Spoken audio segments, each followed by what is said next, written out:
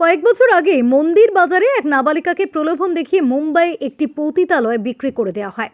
সেখান থেকে মুম্বাই পুলিশ ওই নাবালিকাকে উদ্ধার করে একটি হোমে রাখে। পরে মুম্বাই থেকে ওই নাবালিকাকে মন্দির বাজারে নিয়ে আসা হলে ঘটনার তদন্ত শুরু করে পুলিশ। তদন্তে নেমে তদন্তকারী দল জানতে পারে এলাকার মহিলাদেরকে কাজের প্রলোভন দেখিয়ে একটি চক্র তাদের পতিতালয়ে বিক্রি করে দিচ্ছে। সারা দেশ জুড়ে এই চক্র কাজ করছে। এই ঘটনার তদন্তে নেমে পুলিশ 5 জনকে গ্রেফতার করে। ধৃতদের মধ্যে 3 জনের 14 বছরের সশ্রম কারাদণ্ড এবং 2 জনের 10 বছরের সশ্রম কারাদণ্ডের নির্দেশ দেন বিচারক জয়প্রকাশ সিংহ। অন্যদিকে নির্যাতিতা নাবালিকাকে 3 লক্ষ টাকা প্রদানের নির্দেশ দেওয়া হয়।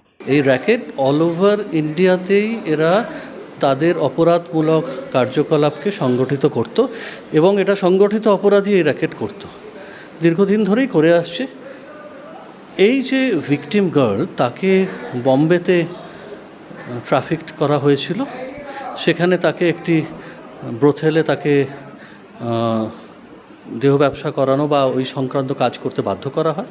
সাবসিকুয়েন্টলি ওই ব্রোথেল থেকে দুবার পালাতেও চেষ্টা করেছিল। তৃতীয়বারে সে সফল হয়, তখন বম্বে পুলিশ তাকে উদ্ধার করে এবং বম্বেতে একটি হোমে তাকে রেখে দেওয়া হয়।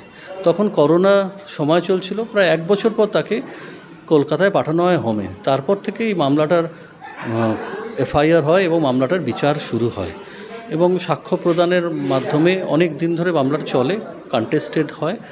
আর আজকে তার 5 জন যে অপরাধী ছিলেন সবাইকেই দোষী সাব্যস্ত গতকাল করেছেন। আজকে তাদের সাজা দেওয়া হয়েছে। গোপাল শীলের রিপোর্ট, ওঙ্কার বাংলা।